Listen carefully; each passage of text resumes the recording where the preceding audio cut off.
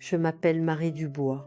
À Nessy, ce petit coin de Haute-Savoie où le froid mordant vous fait presque oublier que vous êtes en France, tout le monde me connaît comme Mamie Marie de la place J'ai 75 ans. Mes doigts ne sont plus aussi agiles qu'avant. Mes cheveux sont blancs. Je ne cherche même plus à les teindre et je tiens une petite boutique d'artisanat. Cette boutique est plus un lieu de rencontre pour les dames âgées de la ville qu'une véritable affaire. Je suis née dans une cabane en bois au toit de tôle, au cœur de la Normandie rurale, si loin de tout que la seule voiture qu'on voyait était celle du curé, une fois par mois, pour la messe sous un vieux chêne. C'était une maison simple, avec un sol en terre, sans électricité, sans eau courante, mais dans mes premières années, c'était chez moi, nous étions 6 dans cette maison exiguë, mon père, Jean Dubois, surnommé Jean le Breton à cause de sa tignasse épaisse qu'il ne coupait jamais correctement, ma mère Suzanne, qu'on appelait Suzanne la Sévère, non seulement à cause de son nom, mais aussi à cause de la dureté que la vie à la ferme lui avait imposée. Mes 3 frères aînés, Antoine, Jacques et Pierre, et moi, la plus jeune, la seule fille, celle qui n'aurait même pas dû naître. Comme me le rappelait mon père, lorsqu'il buvait trop d'eau de vie après une journée au champ, mon père était un homme de son temps et de son lieu, convaincu que les femmes n'étaient faites que pour 3 choses: travailler, infanter, obéir. Ma mère, la pauvre, remplissait ces 3 rôles avec la résignation de celle qui n'a jamais connu d'autres réalités. Elle se levait avant l'aube pour préparer le café, travaillait au champ toute la journée aux côtés de son mari et de ses enfants, rentrait pour cuisiner, laver les vêtements à la rivière et accomplir encore les devoirs conjugaux que mon père exigeait, même lorsqu'elle tenait à peine debout de fatigue. Une femme respectable ne se plaint pas, ne pleure pas, ne dit pas non à son mari. M'a-t-elle appris en m'enseignant à moudre le blé. J'avais 8 ans à l'époque et je pensais que c'était la chose la plus naturelle du monde. Comment aurais-je pu savoir qu'il existait une autre manière de vivre, que toutes les femmes n'acceptaient pas d'être traitées comme moins qu'humaines? Mes frères, élevés à l'image de leur père, ont appris dès leur plus jeune âge que les femmes valaient moins que les hommes, que le monde leur appartenait de droit et que, à la maison, le dernier mot revenait toujours au chef de famille. Antoine, l'aîné, était celui qui ressemblait le plus à mon père, non seulement par son apparence grand, robuste, avec des mains cailleuses, mais aussi par son tempérament violent, par la manière dont il regardait les femmes, comme si elles étaient à sa disposition.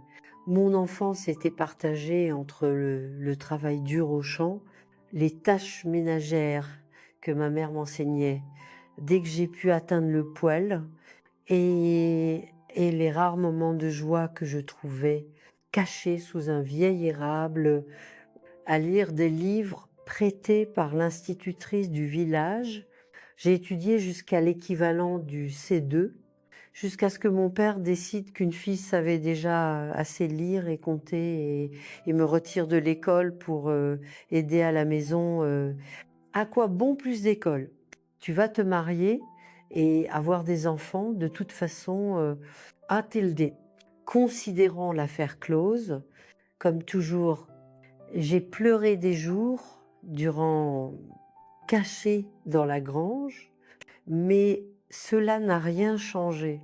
Dans notre maison, la parole de Jean le Breton faisait loi et personne, pas même ma mère, n'osait le contredire.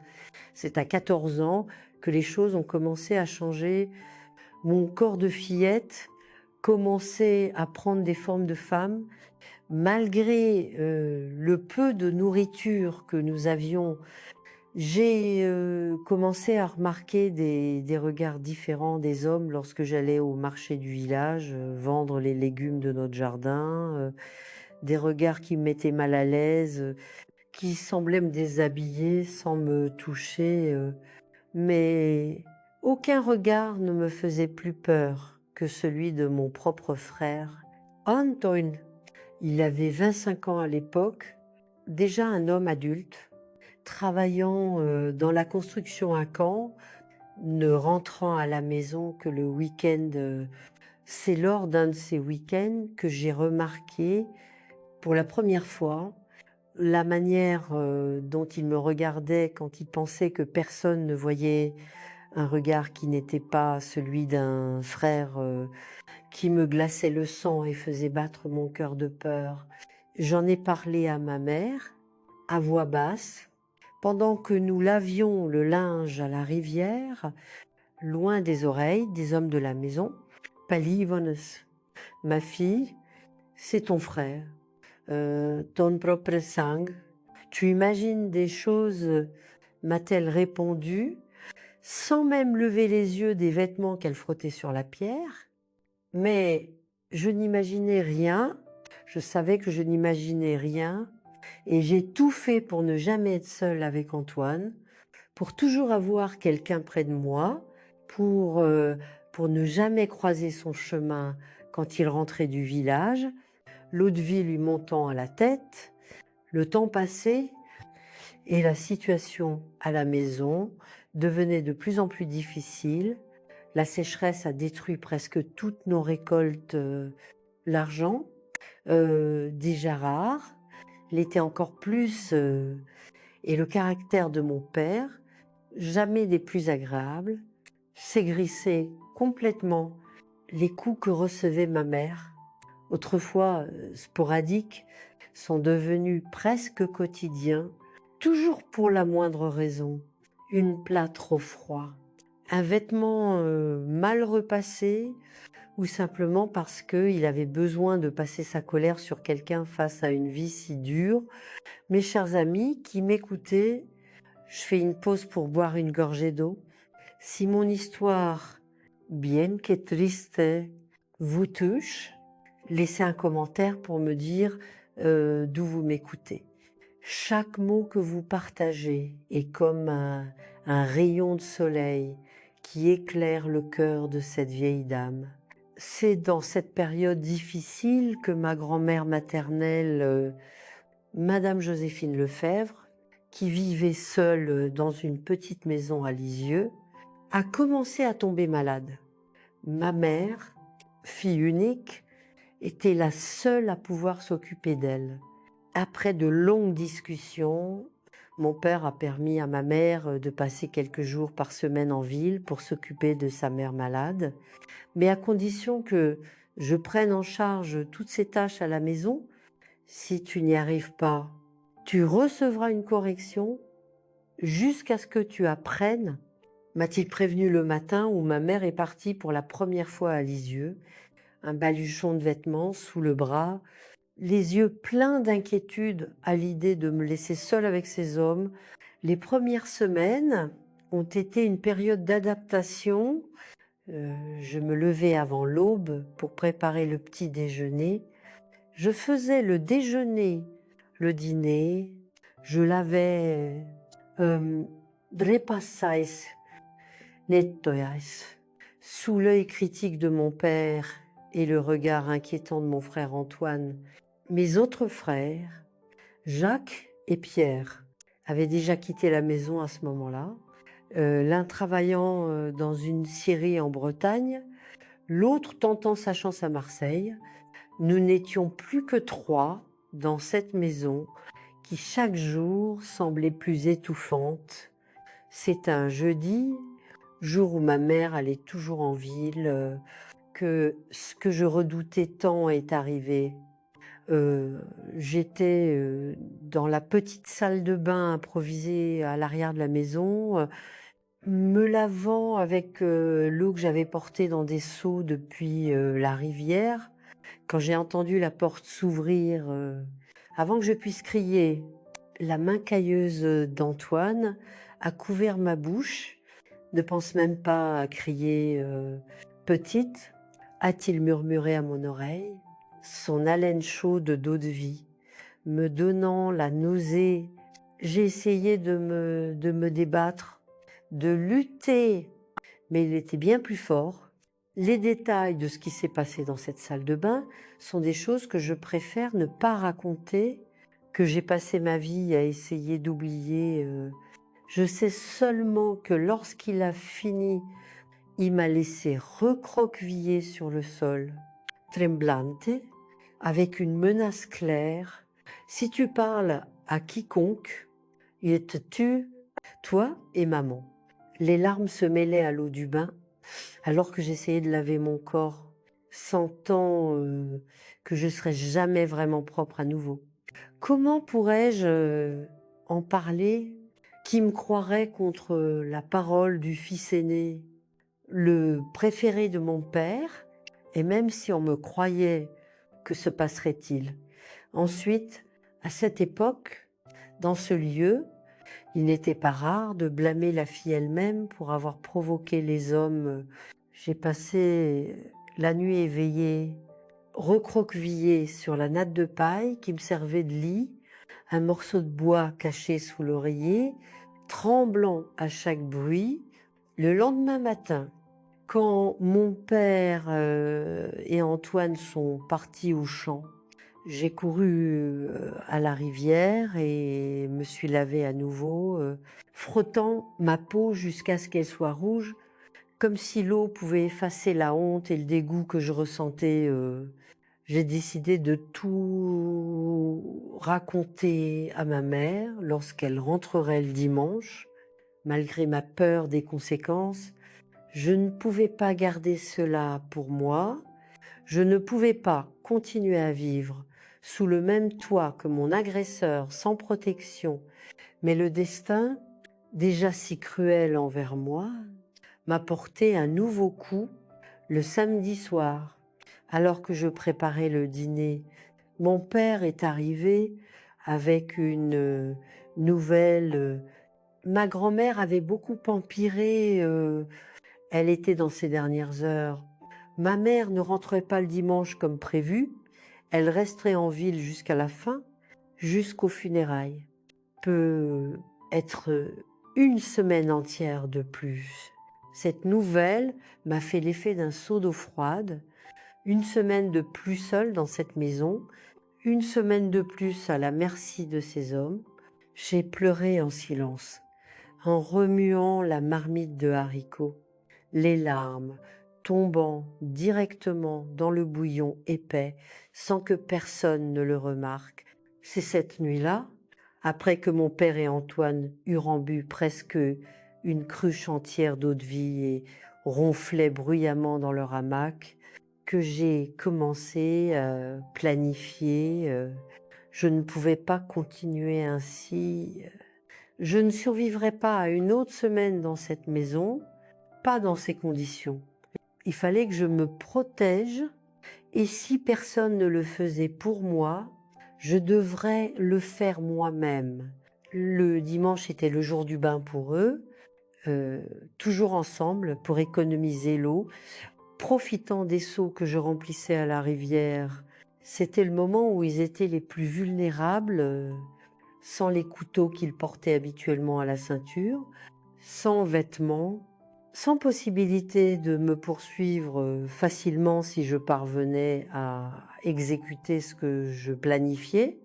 Mon père gardait une machette bien aiguisée pour couper le bois. Je savais où elle était. Je savais aussi comment l'utiliser. C'était pas la première fois que je tenais un outil lourd. J'avais travaillé au champ aussi loin que remonter mes souvenirs.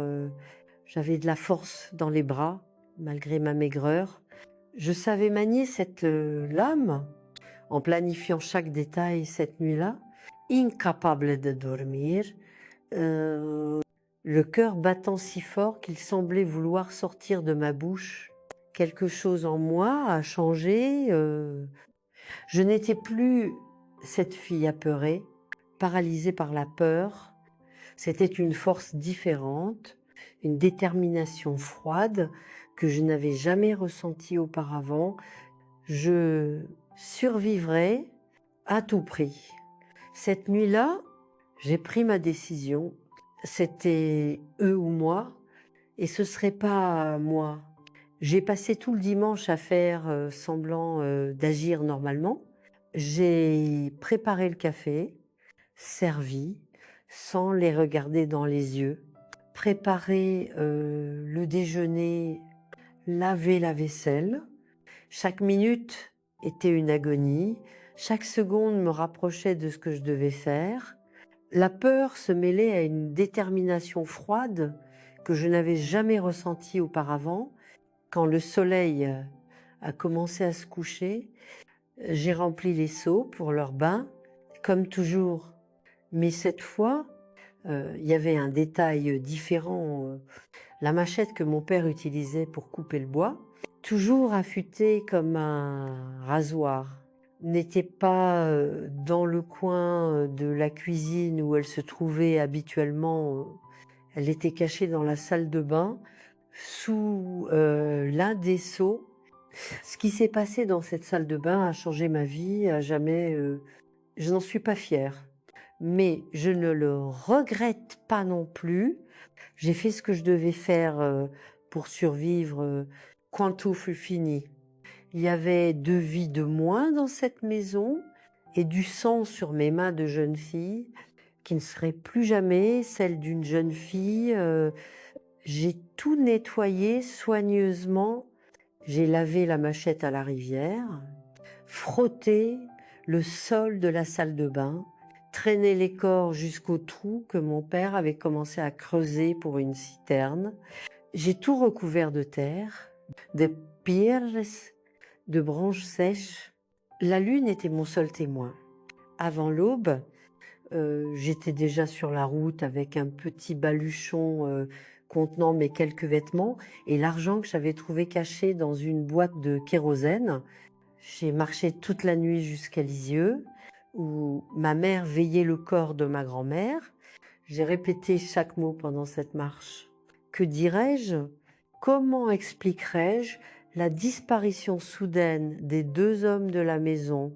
L'histoire que j'ai inventée était simple.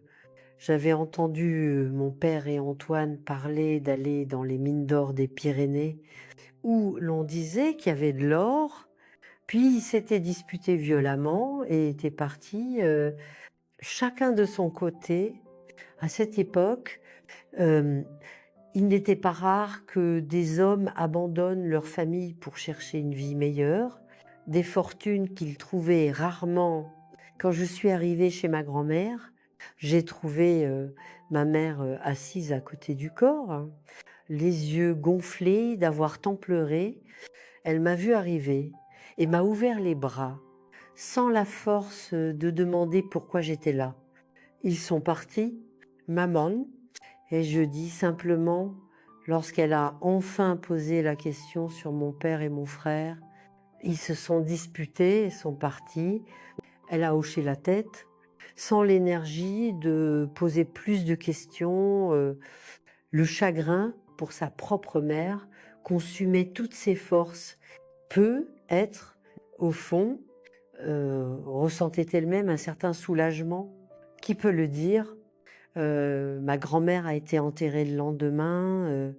Un cercueil simple, une croix en bois, peu de gens pour dire adieu. Après l'enterrement, j'ai regardé ma mère et j'ai vu une femme brisée par la vie. Nous ne pouvions pas retourner dans cette maison au milieu de nulle part, avec ses souvenirs terribles et ses secrets enfouis. Et maintenant, maman, où irons-nous? Ai-je demandé, tenant sa main, sentant les callosités dures des années de travail au champ, nous restons ici. A-t-elle répondu, regardant la petite maison en adobe que ma grand-mère avait laissée. Cette maison est maintenant la nôtre, nous recomeçamos. Et c'est ce que nous avons fait dans les semaines qui ont suivi. Nous nous sommes adaptés à la vie en ville. Ma mère lavait le linge pour des familles plus aisées. J'aidais à nettoyer des maisons.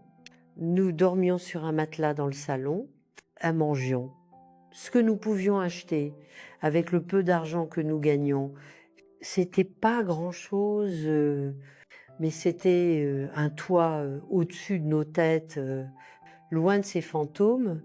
Mais les fantômes, mes chers, nous suivent parfois, même quand on pense les avoir laissés derrière. La nuit, quand je fermais les yeux, je revoyais cette scène, la marquette, le sang, leurs yeux, alors que la vie s'échappait.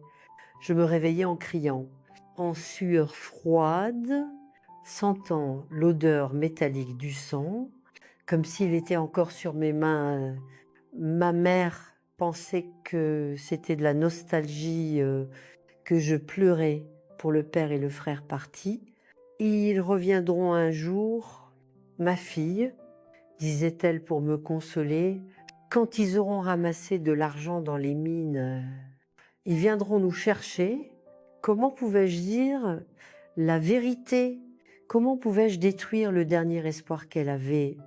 Alors j'ai ravalé mes larmes, hoché la tête et porté mon secret en silence, comme une tumeur qui grossissait en moi. C'est à cette période que j'ai commencé à tousser. Au début, je pensais que c'était juste un rhume, mais la toux ne partait pas. Elle s'accompagnait de fièvre la nuit, d'une fatigue qui semblait vider toute mon énergie. Ma mère, déjà affaiblie par la perte de sa propre mère, se consumait d'inquiétude pour moi. Ce n'est qu'un rhume, répétais-je, essayant de ne pas l'inquiéter davantage. Demain, je serais mieux, mais je n'allais pas mieux, la toux empirait. Je transpirais tellement la nuit que je me réveillais avec le matelas trempé. J'avais perdu tant de poids que mes côtes saillaient sous ma peau fine. Le médecin de la ville, appelé par l'une des patronnes de ma mère, qui avait vu mon état, a posé le diagnostic, tuberculose, probablement contractée pendant les jours passés au chevet de ma grand-mère mourante. Mes amours, qui m'écoutaient, avez-vous déjà reçu une nouvelle qui semblait la fin du monde? Un diagnostic qui était presque une condamnation à mort. À cette époque, la tuberculose était grave, surtout pour une jeune fille rurale, pauvre, sans ressources. Pour un traitement adéquat, laissez un commentaire si vous avez vécu une épreuve similaire ou si vous connaissez quelqu'un qui a affronté une maladie grave. Savoir que nous ne sommes pas seuls dans nos luttes aide à porter le fardeau. Il faut l'interner dans un sanatorium, a dit le médecin à ma mère. Il n'y a pas de traitement adéquat ici. Paris peut être... Paris était comme un autre monde pour nous, une ville gigantesque, pleine de grands immeubles et de gens trop pressés pour remarquer deux femmes rurales pauvres. Mais c'était aussi notre seule chance. Je ne laisserai pas ma fille aller seule, a déclaré ma mère, avec une fermeté que je ne lui avais pas vue depuis longtemps. Si il va, j'y vais aussi. C'est ainsi que 6 mois après avoir quitté la ferme avec du sang sur les mains et un secret lourd dans le cœur, je me suis retrouvée dans un voyage en bus interminable vers Paris. La toux me déchirait la poitrine. La fièvre allait et venait, parfois si forte que je délirais. Ma mère, assise à côté de moi, me tenait la main comme si elle pouvait m'ancrer à la vie avec ce simple contact. Nous avions peu d'argent, presque pas de bagages, juste l'adresse d'un lointain compatriote qui avait migré des années auparavant et, disait-on, s'en était bien sorti dans la grande ville. C'était le frère d'un voisin de Lisieux, un homme que nous connaissions à peine. Notre seul espoir dans une ville immense et indifférente. Quand nous sommes arrivés à la gare routière de Paris, il faisait déjà nuit, une nuit froide et humide, si différente des nuits chaudes et sèches de la Normandie rurale. Ma mère, qui n'avait jamais quitté l'intérieur de la Normandie, semblait effrayée par les grands immeubles, les lumières, la foule qui se déplaçait rapidement autour de nous. Heureusement, cet homme, M. Michel Laurent, est venu nous chercher. C'était un homme d'âge moyen, avec un accent normand déjà dilué par ses années dans la capitale. Il nous a conduites dans une petite chambre à l'arrière de sa maison en banlieue.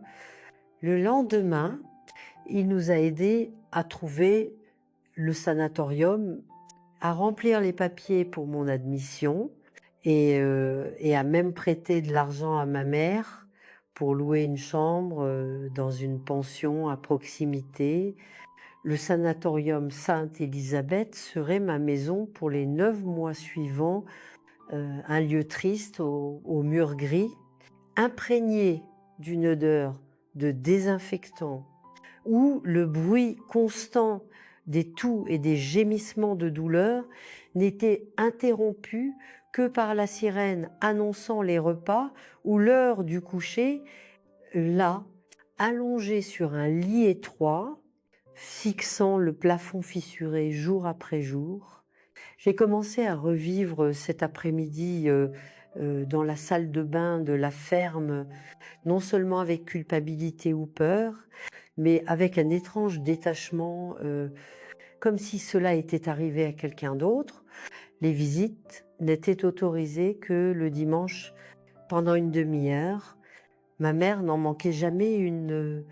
Elle arrivait toujours apportant un fruit, un biscuit, un petit quelque chose qu'elle pouvait acheter avec l'argent gagné en travaillant comme domestique dans une maison bourgeoise. Elle s'asseyait à côté de mon lit, prenait ma main de plus en plus fine et transparente et racontait des histoires de la grande ville, des choses qu'elle avait vues, des gens qu'elle avait rencontrés, et, et mon père et mon frère ont-ils envoyé des nouvelles, demandait-elle toujours, ses yeux fiévreux fixés sur mon visage, comme si elle pouvait extraire la vérité rien qu'en me regardant Pasenkore, maman, répondais-je, détournant les yeux, faisant semblant d'ajuster le drap. Mais ils le feront bientôt. Les mines d'or sont loin, les lettres prennent du temps. C'était un mensonge nécessaire, me disais-je, un mensonge pour la protéger, pour lui donner un peu d'espoir dans ces jours difficiles. Parfois, je me surprenais à inventer des détails élaborés, qu'ils avaient trouvé de l'or, qu'ils économisaient pour venir nous chercher, que bientôt nous serions tous à nouveau ensemble.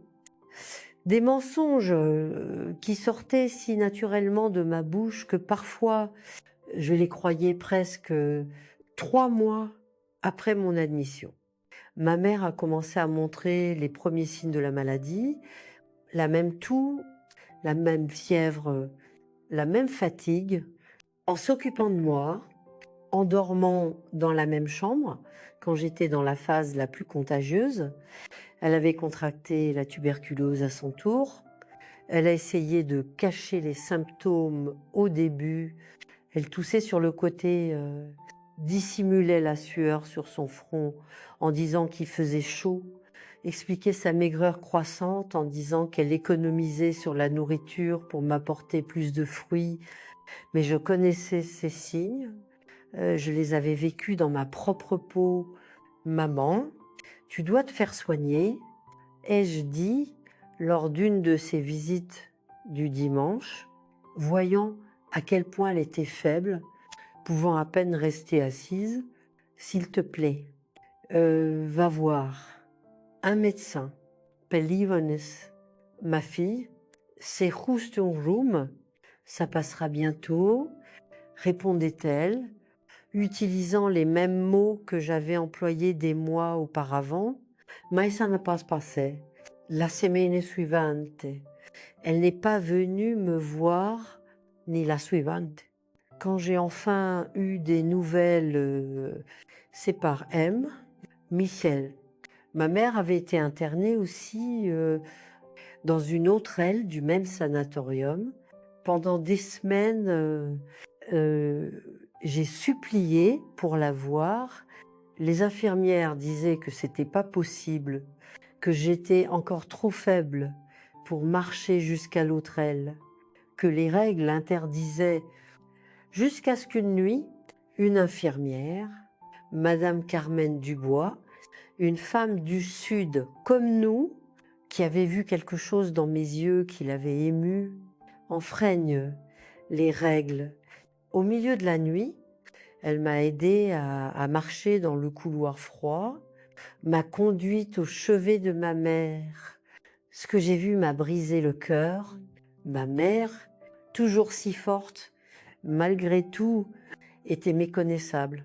Si maigre qu'elle semble être juste des os recouverts d'une fine couche de peau, ses cheveux, qui avaient déjà quelques mèches grises quand nous avions quitté la Normandie, maintenant complètement gris.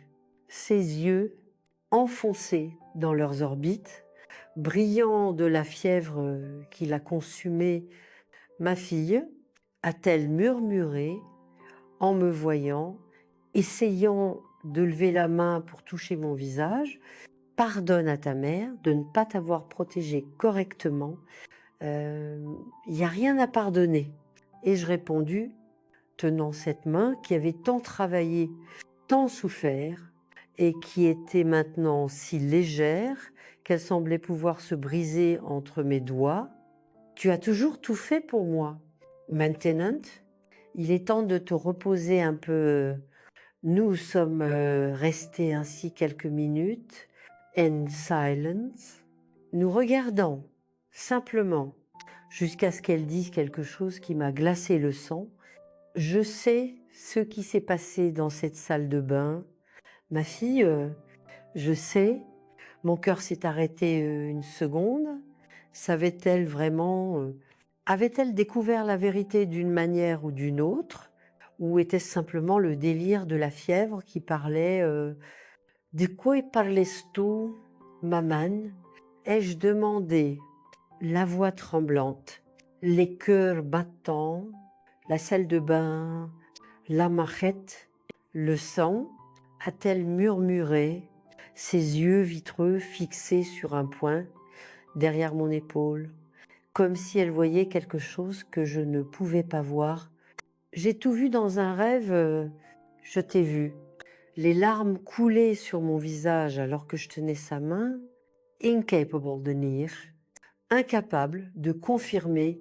Elle savait d'une manière ou d'une autre, à travers les mystères qui lient les mères et les filles, elle avait vu la vérité, il le méritait. A-t-elle continué, sa voix n'étant plus qu'un souffle? Je sais ce qu'Antoine t'a fait. Je l'ai toujours su qu'il le ferait un jour. Il était comme son père. Je l'ai serré fort, pleurant ouvertement maintenant, sans me soucier des autres patients dormant autour de nous. C'était comme si un poids immense avait été ôté de mes épaules. Elle savait et ne me condamnait pas. Elle savait et comprenait. Pardonne-moi, maman. Et je murmurais entre les sanglots. Pardonne-moi de ne pas t'avoir dit, de t'avoir menti. Il n'y a rien à pardonner. Ma fille, a-t-elle dit, sa voix s'affaiblissant. Tu as fait ce que j'ai jamais eu le courage de faire. Tu t'es libérée. Maintenant, il faut que tu vives pour nous deux. Ce furent ces dernières paroles. Le lendemain matin, j'ai reçu la nouvelle que Madame Suzanne était décédée à l'aube, seule, sans personne pour lui tenir la main à ce moment final. L'enterrement fut simple. Juste moi, qui avait une autorisation spéciale pour quitter le sanatorium quelques heures, M, Michel et le fossoyeur, un cercueil bon marché, une tombe peu profonde dans le cimetière de banlieue, quelques fleurs sauvages que M, Michel avait cueillies en chemin. Il n'y avait pas d'argent pour plus, pas de parents pour partager les coups ou la douleur. Je suis retournée au sanatorium le même jour, plus seule que jamais à 17 ans. J'avais tout perdu, père, mère, frère, maison. J'avais nulle part où retourner, personne vers qui me tourner. Je n'avais qu'un secret lourd et la tuberculose qui cédait lentement aux médicaments. Mais dans les dernières paroles de ma mère, j'ai trouvé une sorte d'absolution. Elle savait et comprenait. Elle ne m'avait pas condamnée. Elle m'avait demandé de vivre, d'avancer, de trouver un chemin différent de celui qu'elle avait eu.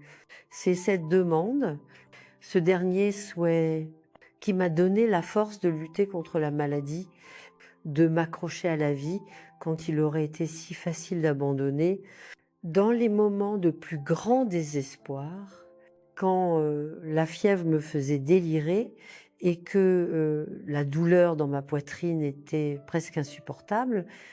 Je me souvenais de ces mots maintenant, il faut que tu vives pour nous deux. Et je l'ai fait, mes chers, je l'ai fait. J'ai été libérée du sanatorium 9 mois. Après y être rentrée, j'avais perdu tant de poids que mes vêtements semblaient appartenir à quelqu'un d'autre. Dans le miroir, je voyais une jeune fille vieillie, avec des yeux enfoncés et une peau tendue sur des os visibles.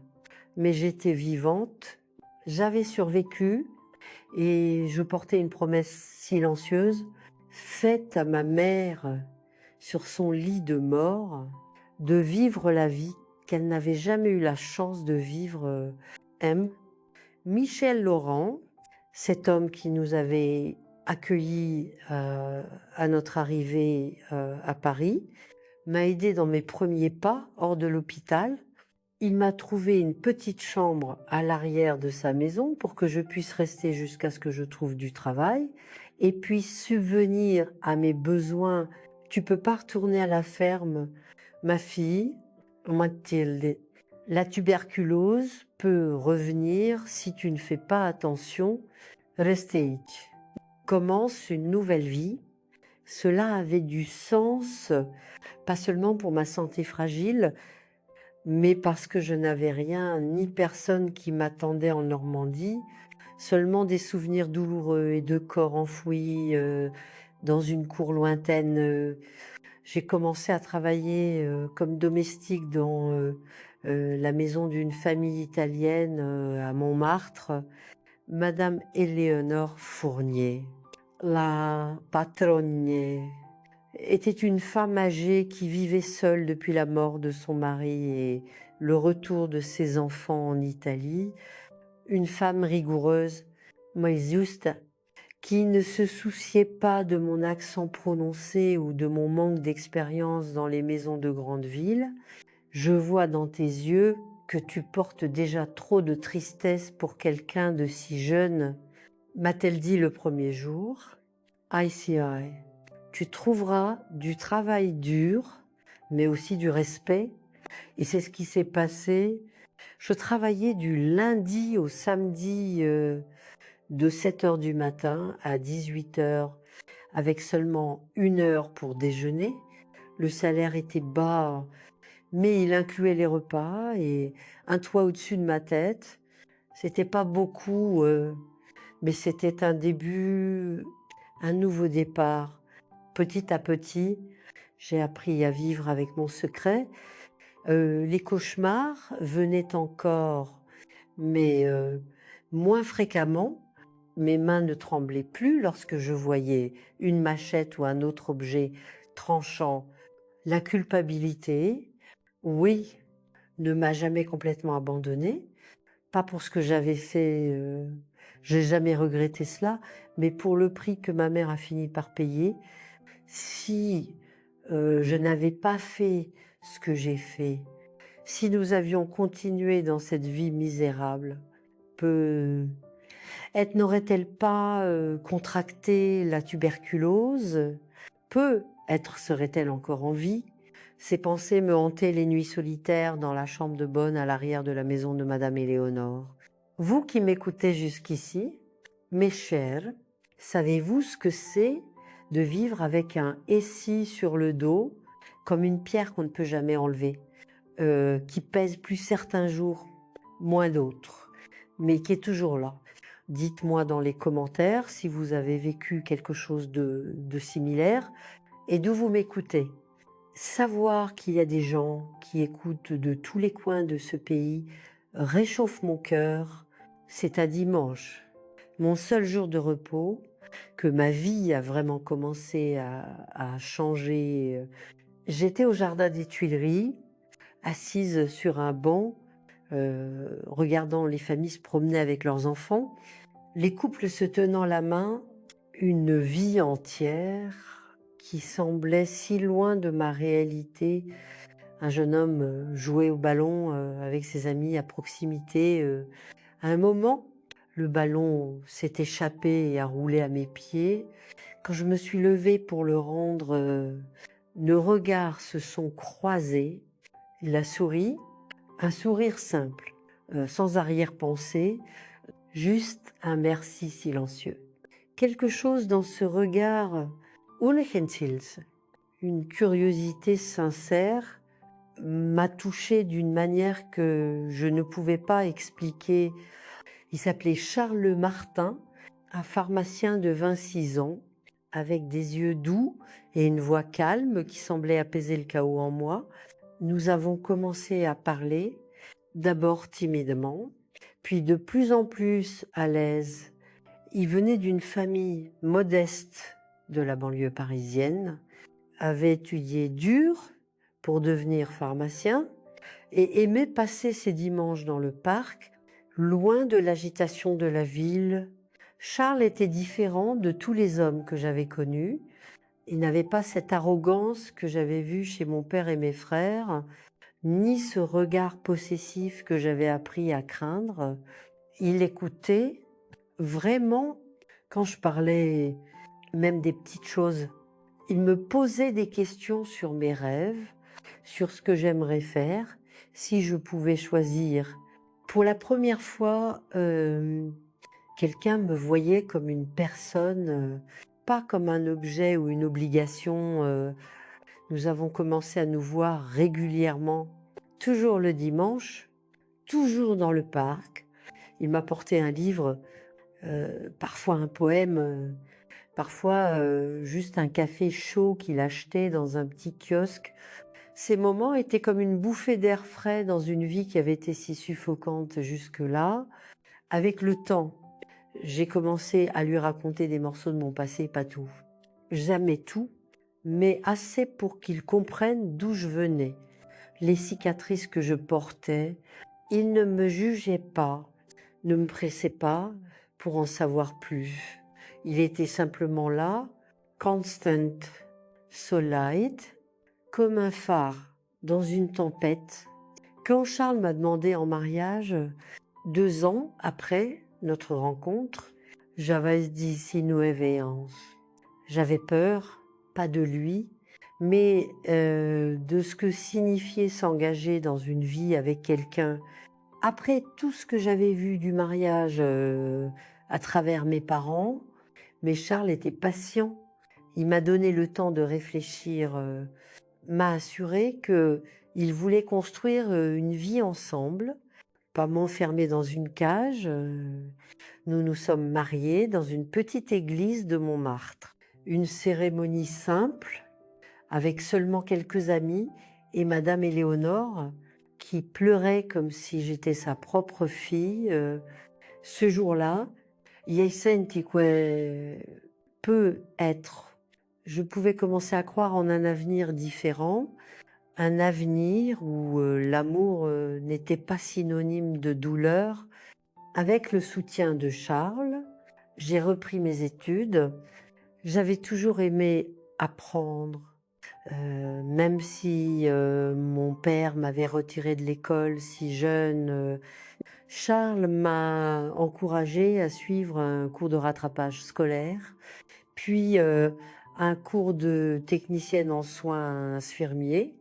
Étudier était difficile, je travaillais toujours comme domestique et les nuits d'études après une journée de travail étaient épuisantes, mais Charles était là, corrigeant mes devoirs, m'apportant du thé, me rappelant pourquoi je faisais tout cela.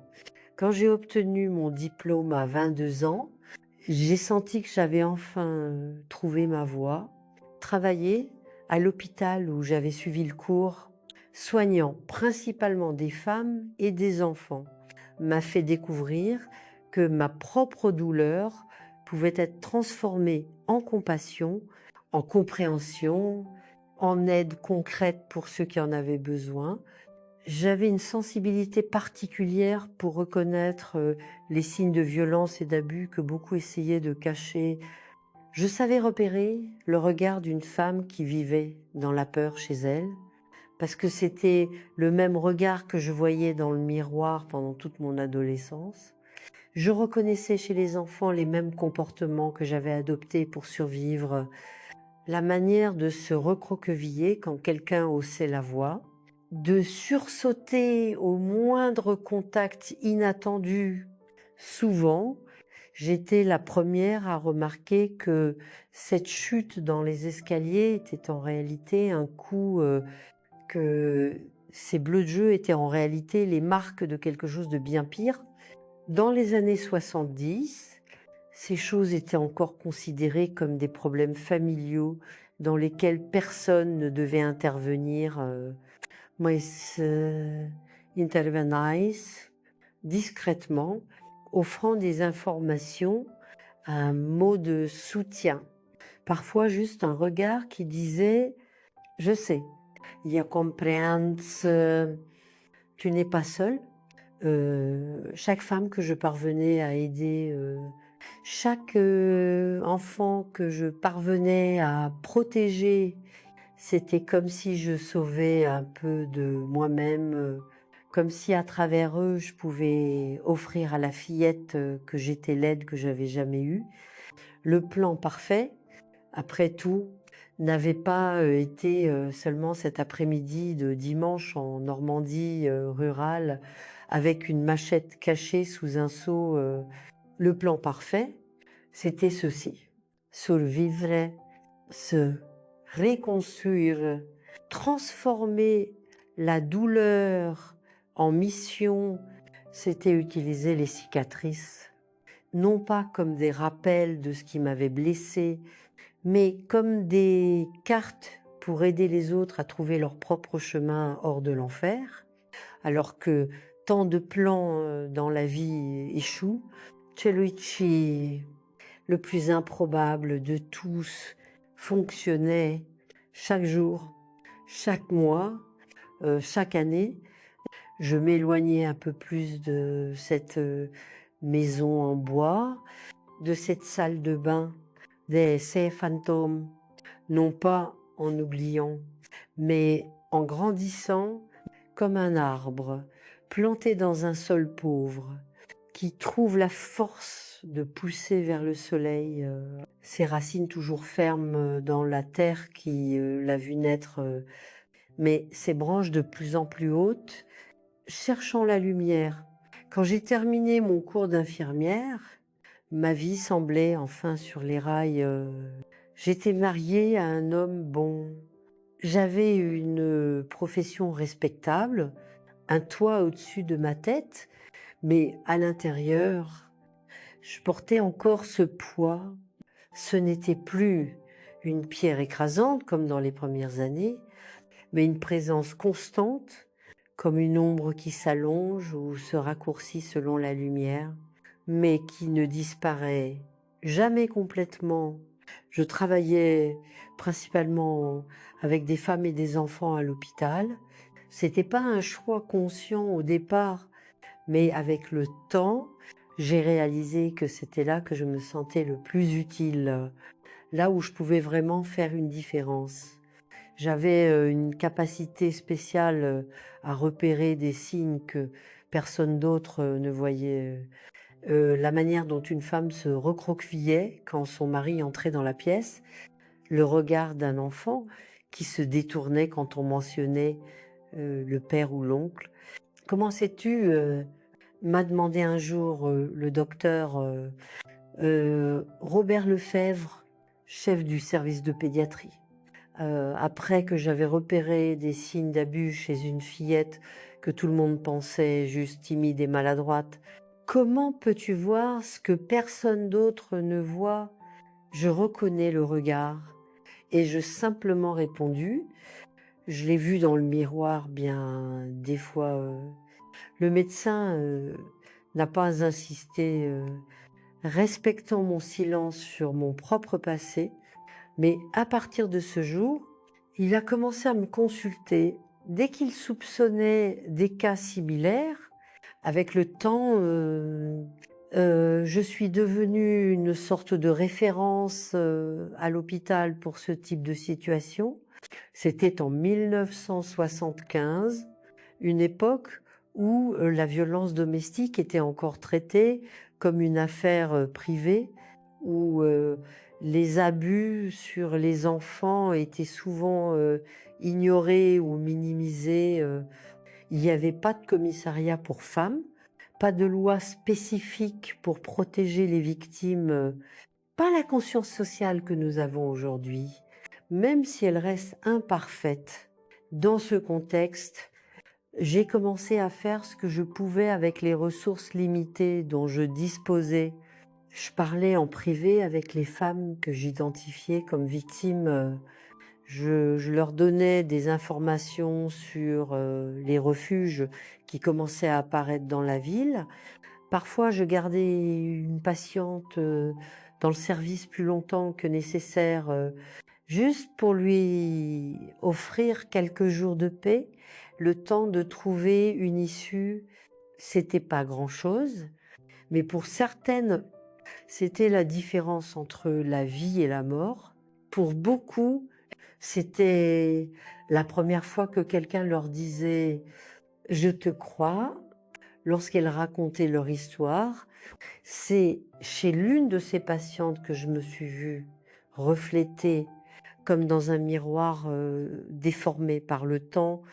Jeanne Moreau, un nom fictif que nous utilisions dans les dossiers pour la protéger, avait 6 ans lorsqu'elle est arrivée à l'hôpital avec de graves blessures. Son père et son frère aîné prétendaient qu'elle était tombée dans les escaliers. Mais les Bleus, à différents stades de guérison, racontaient une autre histoire. Quand j'ai enfin pu lui parler seule, j'ai vu dans ses yeux la même terreur que je connaissais si bien, la même certitude que personne ne la croirait, que rien ne changerait, que la seule issue serait la mort, la sienne ou la leur. Je sais ce qui se passe, ai-je dit, tenant sa main avec précaution pour éviter de presser les bleus. Et je veux que tu saches que tu as le choix, qu'il y a une issue. Elle m'a regardée comme si je venais de parler dans une autre langue, quelque chose de complètement incompréhensible. L'idée de choix d'une issue semblait un concept étranger à quelqu'un qui vivait emprisonné par la peur et la violence. Dans les jours qui ont suivi, tout en soignant ces blessures physiques, j'ai aussi commencé à travailler sur celles invisibles, plus difficiles à guérir. Je lui parlais dès que possible, racontant des histoires d'autres femmes qui avaient réussi à s'échapper, qui avaient reconstruit leur vie. Je n'ai jamais mentionné ma propre histoire, mais elle était là, entre les lignes, dans la conviction avec laquelle je disais « il est possible de recommencer mes amours qui m'avaient suivi jusqu'ici ». Savez-vous ce que c'est de voir quelqu'un trouver de l'espoir après si longtemps dans l'obscurité? C'est comme regarder une fleur fanée qui, soudaine, avec un peu d'eau et de lumière, commence à s'ouvrir à nouveau. Si cette histoire touche votre cœur, laissez un commentaire pour dire d'où vous m'écoutez. Savoir que je ne suis pas seule à raconter ces souvenirs difficiles me donne la force de continuer. Jeanne est restée à l'hôpital presque 2 mois, bien au-delà de ce qui était nécessaire pour ses blessures physiques. Le docteur Robert, comprenant la situation, a aidé avec les formalités, inventant des complications qui justifiaient l'hospitalisation prolongée. Nous avons utilisé ce temps pour organiser une issue pour elle, un refuge pour femmes dans le nord de la France, de nouveaux documents, la chance de repartir de zéro, loin de ceux qui lui faisaient du mal. La veille de son départ, nous nous sommes assises dans le petit jardin de l'hôpital, regardant les étoiles à peine visibles à cause des lumières de la ville. Comment saurais-je si je fais le bon choix? A-t-elle demandé, sa voix encore fragile, mais avec une touche de détermination qui n'était pas là à son arrivée. Tu ne le sauras pas. Ai-je répondu honnêtement, on ne sait jamais si nos choix sont justes avant longtemps, mais je sais que rester là où tu étais n'était pas une option. Tout chemin différent est déjà un pas vers la liberté. Le lendemain, j'ai accompagné Jeanne à la gare routière. Aucun travailleur social ne pouvait venir. Le cas n'avait pas été officiellement signalé à la police, comme c'était rarement le cas à l'époque. Alors c'était juste moi, une technicienne en soins infirmiers, dépassant ses fonctions, risquant son emploi pour s'assurer que cette fille atteigne le refuge en sécurité. En attendant le bus, elle m'a tenu la main fermement. « Est-ce que tout ira bien ?» a-t-elle demandé, la peur et l'espoir se battant dans ses yeux. « Oui », ai-je répondu, essayant de transmettre plus de certitude que je n'en ressentais. « Ça prendra du temps, ça fera mal. Il y aura des jours où tu voudras revenir en arrière. Mais un jour, tu te réveilleras et tu réaliseras que tu es libre, que tu as survécu, que tu as gagné. » Quand le bus est parti, emmenant Jeanne vers sa nouvelle vie, je suis restée longtemps sur le quai. Quelque chose avait changé en moi, une porte que j'avais gardée verrouillée pendant des années, gardant mes secrets les plus sombres, s'était entr'ouverte, laissant entrer un peu de lumière. Cette nuit-là fut un tournant. Je suis rentrée chez moi différente. Charles l'a remarqué immédiatement.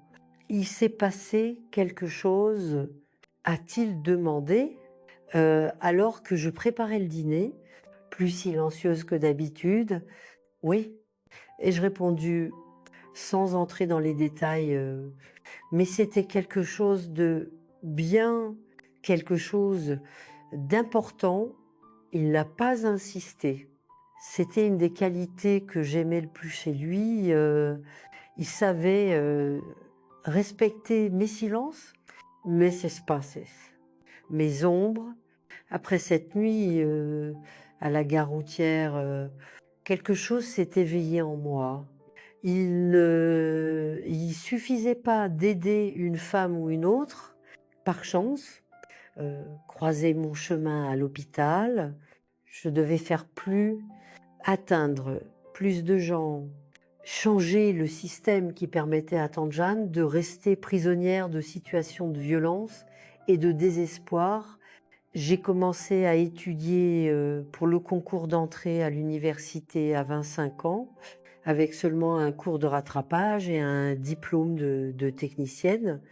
L'idée d'entrer à l'université semblait absurde, mais Charles, comme toujours, m'a soutenue sans condition. Si quelqu'un peut le faire, c'est toi, disait-il les soirs où je voulais abandonner face à la montagne de matière à étudier après une journée complète de travail. J'ai passé le concours d'entrée en psychologie à l'université de Paris le matin de l'examen. Mes mains tremblaient tellement que je pouvais à peine tenir le crayon.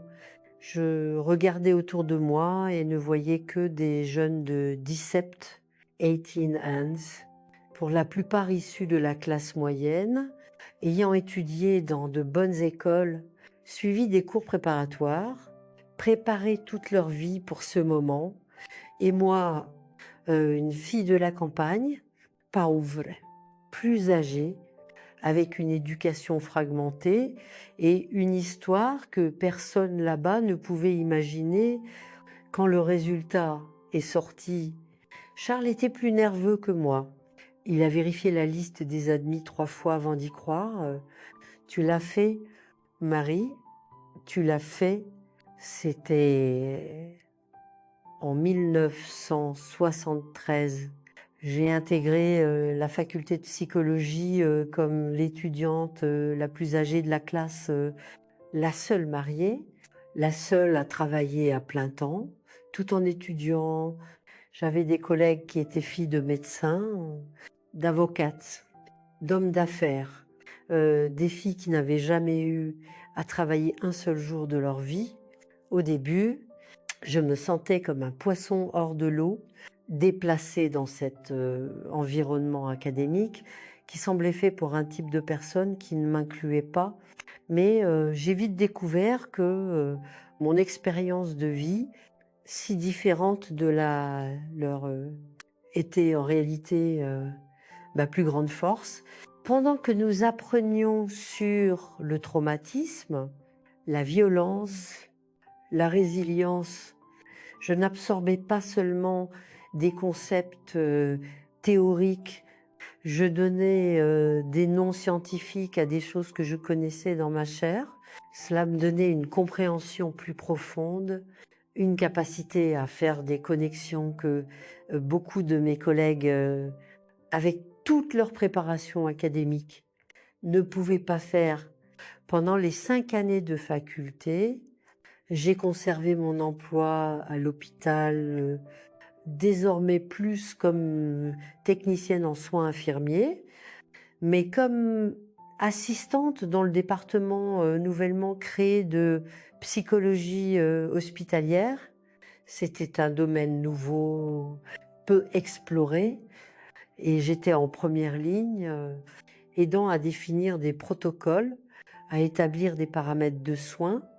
Le travail acharné a porté ses fruits.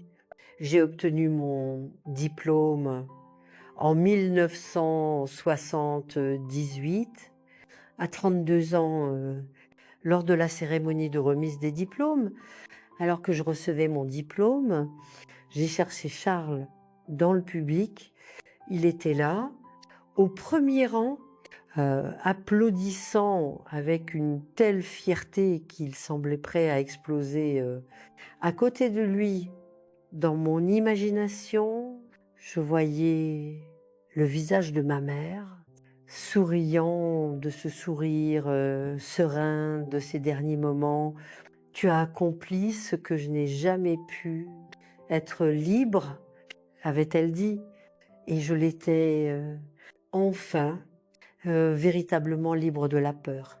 De la honte, du poids écrasant, du secret, non pas parce que j'avais oublié ce qui s'était passé dans cette salle de bain, j'ai jamais oublié cela, mais parce que j'avais transformé cette douleur en mission, cette obscurité en lumière pour guider ceux qui étaient encore perdus dans les ombres. J'ai commencé à travailler comme psychologue clinicienne, spécialisée dans le traumatisme et la violence. J'ai conservé mon poste à l'hôpital, désormais comme membre officiel du personnel clinique, mais j'ai aussi ouvert un petit cabinet où je recevais principalement des femmes et des enfants victimes de violences. Au début des années 80, avec le pays commençant à changer de regard sur les questions domestiques, les mouvements sociaux prenant de l'ampleur, les discussions sur les droits des femmes émergeant avec plus de vigueur, j'ai trouvé un espace et une voie pour porter ce travail au-delà des limites du cabinet et de l'hôpital. J'ai commencé à donner des conférences dans les écoles, les associations de quartier, les églises. Je parlais de la violence domestique, des abus sur les enfants, de comment reconnaître les signes ou chercher de l'aide. Au début, je faisais face à des résistances. Les gens ne voulaient pas entendre parler de ces sujets désagréables, mais peu à peu, très lentement, les choses ont commencé à changer en 1982, avec d'autres femmes, psychologues, assistantes sociales, avocates. J'ai fondé le premier refuge pour victimes de violences domestiques dans notre région, un lieu sûr où les femmes et leurs enfants pouvaient séjourner temporairement tout en reconstruisant leur vie. Nous nous sommes battus pendant des années pour obtenir des financements, avons fait face à des menaces d'hommes violents qui voulaient récupérer leurs femmes, avons dû changer d'adresse plusieurs fois pour des raisons de sécurité, mais nous n'avons jamais abandonné. Charles, comme toujours, était à mes côtés à chaque étape, même quand le travail prenait tellement de mon temps que nous nous voyions à peine, même quand je recevais des menaces par téléphone de maris furieux dont les épouses j'avais aidé à s'échapper. Il ne m'a jamais suggéré d'arrêter. Necest jamais plainte. Ne m'a jamais fait choisir entre ma mission et notre mariage. Ce que tu fais est trop important, disait-il quand je me sentais coupable de passer autant de temps loin de la maison. Tu sauves des vies. Comment pourrais-je te demander d'arrêter? Nous n'avons pas eu d'enfants. La tuberculose avait laissé des séquelles dans mon système reproductif, rendant une grossesse impossible. Au début, cela m'a profondément attristée, mais avec le temps, j'ai réalisé que c'était peu être une partie du grand dessein de l'univers, les dizaines d'enfants que j'ai aidés au fil des années, que j'ai temporairement accueillis au refuge, que j'ai vu grandir et se remettre de leur traumatisme, sont devenus d'une certaine manière mes filles et mes fils, la véritable libération. Et je réalisais au fil de ces années, n'est pas venue la nuit où j'ai enterré ces corps dans la cour de la maison en bois, ce n'était que la première étape, nécessaire mais insuffisante. La véritable libération est venue progressivement avec chaque femme que j'ai aidée à trouver son propre chemin hors de l'enfer, avec chaque enfant qui a réussi à sourire à nouveau après tant de souffrances. La véritable libération est venue quand j'ai compris que mon histoire, aussi douloureuse soit-elle, ne me définissait pas, que je pouvais l'utiliser non pas comme une chaîne qui me liait au passé, mais comme un outil pour construire un avenir meilleur pour moi et pour les autres, que la plus grande revanche contre ceux qui ont essayé de me détruire n'était pas de les tuer, mais de vivre pleinement, d'aimer profondément et d'aider les autres à faire de même. Je n'ai jamais revu Jeanne après cette nuit à la gare routière, mais des années plus tard, nous avons reçu au refuge une jeune mère fuyant son mari violent. En racontant son histoire, elle a mentionné l'infirmière qui l'avait aidée à s'échapper de la maison de son père et de son frère des années auparavant, qui lui avait donné le courage de croire qu'elle méritait une vie meilleure. Elle a dit qu'un jour, je me réveillerai et réaliserai que j'étais libre, que j'avais survécu, que j'avais gagné. A-t-elle raconté, tenant son petit enfant dans ses bras, et elle avait raison. C'est pourquoi je suis ici maintenant, cherchant à nouveau de l'aide, parce que je sais que je peux recommencer encore une fois. À cet instant, j'ai compris que la libération n'est pas un événement unique, mais un processus continu, que parfois nous devons nous libérer plusieurs fois au cours de la vie, des différentes prisons dans lesquelles nous nous trouvons, et que chaque fois nous devenons un peu plus forts, un peu plus sages, un peu plus libres.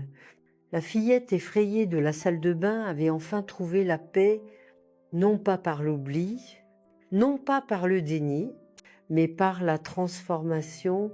Ce qui s'est passé cette nuit-là n'a jamais cessé de faire partie de mon histoire, mais cela a cessé d'être toute mon histoire. C'est devenu juste un chapitre douloureux, oui, mais pas définitif, d'une histoire beaucoup plus grande de résilience, de mission, de véritable libération. Et cela, mes chers, est la plus grande victoire que nous puissions avoir sur nos bourreaux. Ne pas leur permettre d'avoir le dernier mot sur qui nous sommes et qui nous pouvons devenir. Les années 80 ont été une période de grande transformation en France, et dans ma vie, le pays changeait de regard sur la violence domestique, les mouvements sociaux prenaient de l'ampleur, et je consolidais mon travail comme psychologue et militant pour les droits des femmes.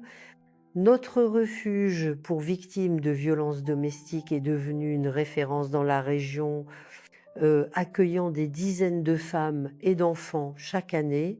En 1985, alors que la coalition nationale contre la violence domestique élargissait son influence, j'ai été invitée à participer à un groupe de travail qui développerait des propositions de politique publique visant à lutter contre la violence envers les femmes.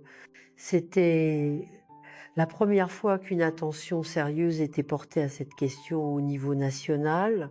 Pour moi, qui avait commencé seule, aidant une femme à la fois à l'hôpital, il était presque incroyable de participer maintenant à des discussions qui pouvaient changer la vie de milliers de personnes. Les réunions avaient lieu à Strasbourg, et à chaque voyage, Charles m'accompagnait à l'aéroport, toujours avec ce sourire fier qui ne diminuait jamais au fil des années. Ma femme, la docteure, plaisantait-il, en portant ma valise. Qui aurait pensé que cette fille timide du parc changerait la France? Il exagérait, bien sûr. Je ne changeais pas la France seule. J'étais juste une voix parmi tant d'autres, une travailleuse dans la construction d'un avenir où les femmes et les enfants n'auraient plus à craindre leur propre maison. Mais chaque petite victoire, une nouvelle loi adoptée, un commissariat formé, un programme de protection mis en place, apportait une satisfaction que je n'avais jamais imaginé pouvoir ressentir. Mes amours qui avaient suivi l'histoire jusqu'à ce point. Pouvez-vous imaginer ce que c'est de voir une cause à laquelle vous avez dédié toute votre vie commencer à être reconnue? C'est comme planter un arbre et après des décennies à l'arroser dans un sol sec, voir les premiers fruits apparaître. Si vous êtes touché par ce voyage, laissez un cœur dans les commentaires. Je veux vraiment savoir d'où vous m'écoutez. Dans les années 90, j'ai encore élargi mon champ d'action. Outre les soins cliniques, le travail à l'hôpital et la gestion du refuge, j'ai commencé à donner des cours de formation pour les professionnels qui travaillaient avec les victimes de violences, policiers, assistantes sociales, infirmières, enseignantes, transmettre les connaissances que j'avais acquises dans la pratique. Transformer la douleur en apprentissage était un moyen de multiplier l'impact de mon travail. C'est à cette époque que j'ai reçu une invitation qui allait à nouveau changer le cours de ma vie. L'Université de Paris mettait en place un centre d'études sur la violence envers les femmes et les enfants. Et il voulait que je fasse partie de l'équipe en tant que consultante, apportant mon expérience pratique pour dialoguer avec la recherche académique. Au début, je n'avais ni master, ni doctorat, juste un diplôme en psychologie et des années d'expérience sur le terrain. Comment pourrais-je contribuer dans un environnement aussi académiquement rigoureux? Il t'appelle précisément pour cela. Argumenter, Charles, pour ton expérience, parce que tu as vécu de première main ce que la plupart des gens là-bas ne connaissent que par les livres. Et il avait raison, comme souvent. Mon expérience pratique était valorisée comme une forme de connaissance différente, mais tout aussi valide. J'enseignais des cours, participais à des recherches, aidais à développer des protocoles de soins qui furent mis en œuvre dans les hôpitaux et les commissariats à travers le pays. Travailler au centre m'a fait réaliser l'importance de documenter les connaissances acquises au fil des années. En 2013, à 57 ans, j'ai publié mon premier livre, Briser le silence, un manuel pratique pour l'identification et l'intervention dans les cas de violence domestique. C'était pas un traité académique rempli de termes techniques, mais son guide simple, écrit dans un langage accessible, destiné aux enseignants, aux professionnels de la santé, aux assistantes sociales, à tous ceux qui pouvaient être en première ligne pour défendre les femmes et les enfants en danger. À ma surprise, le livre a eu un impact bien plus grand que je ne l'avais prévu. Il a été adopté dans des cours de formation traduits en espagnol, distribués dans d'autres pays d'Amérique latine. J'ai reçu des invitations pour des conférences internationales, des consultances pour participer à des forums mondiaux sur le sujet. Charles, déjà retraité de la pharmacie, m'accompagnait dans beaucoup de ses voyages. J'avais jamais imaginé voir Paris, disait-il, alors que nous marchions main dans la main dans les rues de la Ville Lumière, où j'avais été invitée à un congrès sur les droits humains. La fille qui rêvait autrefois d'apprendre à lire pour échapper à la réalité brutale de la ferme, voyageait maintenant à travers le monde, partageant des connaissances, influençant les politiques publiques aidant à construire des réseaux internationaux de protection pour les victimes. Parfois, la vie trace des chemins si inattendus qu'ils semblent incroyables. En regardant en arrière le chemin que j'ai parcouru, de la maison en bois en Normandie rurale aux auditoriums universitaires en Europe, de la fillette abusée à la femme reconnue pour son travail en défense des autres victimes, je reconnaissais à peine cet enfant effrayé que j'étais autrefois. La transformation ne s'est pas faite du jour au lendemain.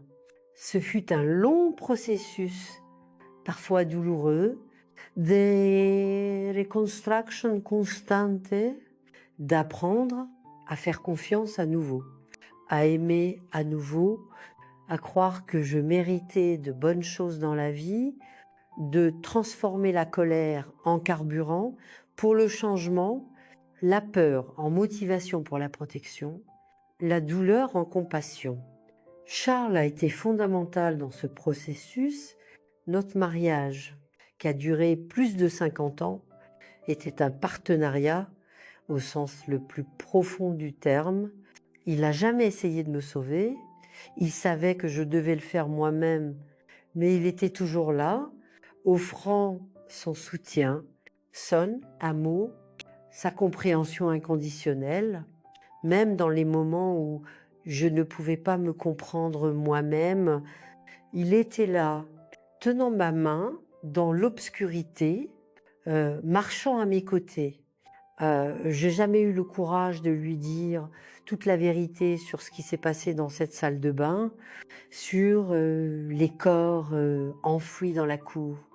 Non pas par peur de son jugement, s'il y avait quelqu'un au monde qui ne me jugerait pas, c'était Charles, mais parce que certaines histoires sont à nous seuls, de porter certains fardeaux n'ont pas besoin d'être partagés, même avec ceux que nous aimons le plus. Je pense qu'il savait qu'il y avait quelque chose de plus, une ombre dans mon passé plus grande que celle que j'avais révélée, mais il respectait mon silence, mes limites. Ce qui compte, ce n'est pas ce qui t'est arrivé, disait-il, c'est ce que tu as fait avec ce qui t'est arrivé. Et ce que j'ai fait, c'est transformer mon traumatisme en mission, ma douleur en service aux autres, mon histoire en espoir pour ceux qui étaient encore au milieu du cauchemar, pas par altruisme au début. Aider les autres femmes était aussi un moyen de m'aider moi-même, de guérir mes propres blessures. Avec le temps, c'est devenu quelque chose de plus grand, un engagement à changer qui transcendait mon expérience personnelle. La perte de Charles en 2015 fut le coup le plus dur que j'ai affronté depuis la mort de ma mère. Nous étions si heureux ensemble. Nous avions construit tant de choses qu'il semblait impossible de continuer sans lui. Une attaque cérébrale massive l'a emporté un dimanche matin, alors que nous prenions le café sur le balcon de l'appartement où nous avions emménagé après sa retraite, sans douleur, sans souffrance prolongée, comme il méritait de partir après une vie si pleine de bonté. Dans les mois qui ont suivi, j'ai découvert, encore une fois, la force que je ne savais pas avoir, la même résilience qui m'avait fait survivre à cette salle de bain en Normandie rurale, à la tuberculose, à tant d'autres défis, m'a aidé à continuer sans la moitié de mon cœur. J'ai continué à travailler quelques années encore, le centre à l'université, le refuge, les conférences, les consultances, mais peu à peu, il est devenu clair qu'il était temps de passer le flambeau aux générations plus jeunes. Il y avait maintenant tant de femmes brillantes suivant ce chemin, psychologues, avocates, assistantes sociales, policières, enseignantes, dont beaucoup que j'avais aidé à former Il était temps de les laisser mener. Quand j'ai eu 70 ans, en 2017, j'ai officiellement pris ma retraite. Ils ont organisé une fête surprise qui a rassemblé des centaines de personnes, collègues, anciens étudiants, femmes qui étaient passées par le refuge Infants, maintenant adultes, que nous avions aidé à protéger toutes ces personnes dont la vie, d'une manière ou d'une autre, avait été touchée par le travail auquel j'avais dédié mon existence. C'est à ce moment-là, en voyant tous ces visages, en entendant tous ces merci, que j'ai enfin compris tout le sens des mots que ma mère avait murmurés sur son lit de mort. Tu t'es libérée, maintenant il faut que tu vives pour nous deux. J'avais vécu, oui, pas seulement survécu, mais véritablement vécu, et pas seulement pour moi et ma mère, mais pour toutes les femmes qui n'ont pas eu la chance de s'échapper, qui n'ont pas trouvé d'aide à temps, qui n'ont pas pu réécrire leur histoire comme j'ai réussi à réécrire la mienne. Après la retraite, j'ai pris une décision qui a surpris beaucoup d'amis à Paris.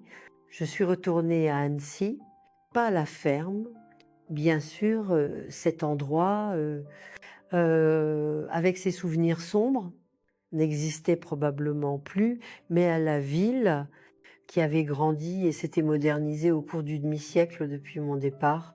J'ai acheté une petite maison simple, mais confortable, près de la place centrale.